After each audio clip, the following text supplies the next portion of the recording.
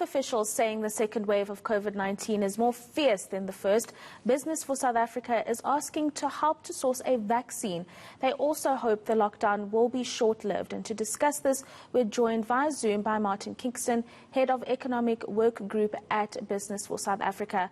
Martin, many thanks for your time this evening. And as Business for South Africa, you focus on the development of South Africa's economy. But the latest move by government to shut down key industries for 15 days isn't really conducive, given where we are as an economy already. Well, good evening, Rofhiwa. We think as Business for South Africa that the government actually had absolutely no choice. The rising both infection rates and mortality rates are a cause for great concern. We know that we're actually probably nowhere near the peak of the second wave, and yet the statistics are extremely troubling in the Western Cape, the Eastern Cape, KZN, and increasingly in Gauteng. And in fact, we need to restrict the movement of people because they're not observing the necessary health and safety protocols. And as a consequence, the virus, let alone the variant that we now know about, is seeing very high levels of transmission.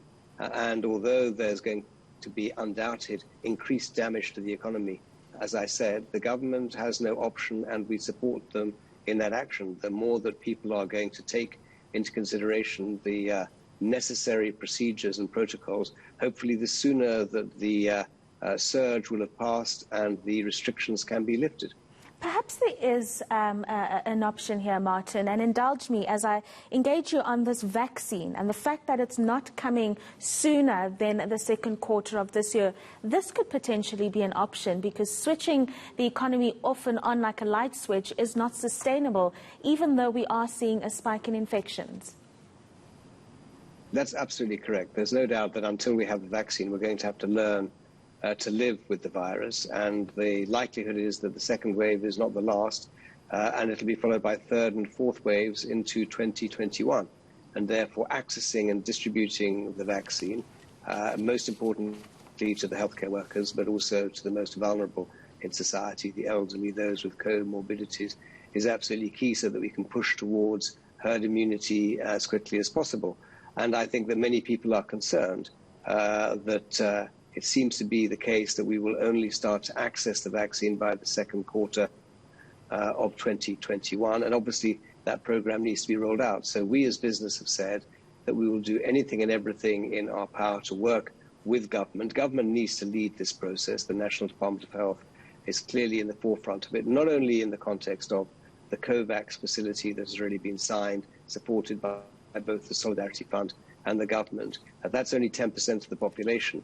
But for the balance of the vaccine that is required is a matter of great urgency, as I said, to be distributed across the population of the country as quickly as possible.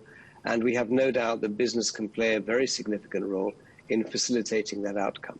Have you as business been engaging government lately in terms of ways in which we can deal with the resurgence while we don't have the vaccine and also try and keep the economy from crippling altogether? Yes, we are in constant discussion and engagement with government. In the final analysis, the decision about the regulations sits with government, but we give them input across a number of sectors of the economy and a number of vectors where we see transmission vectors, for example, such as public gatherings and spaces or public transportation, but sectors which are particularly impacted upon, such as tourism, hospitality and leisure, which obviously are going to be fundamentally impacted upon by what has happened for both domestic as well as for international tourism.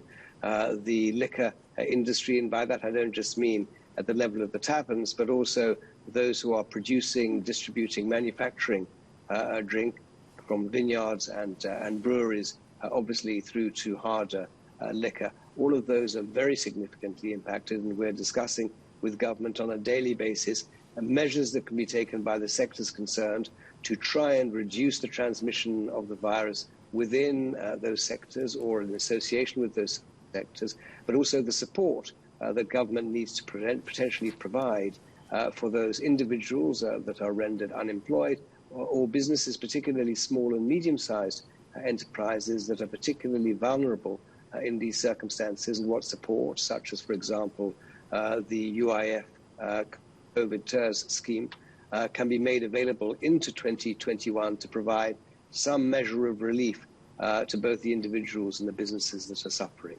Martin Kingston, thank you very much for your insights this evening.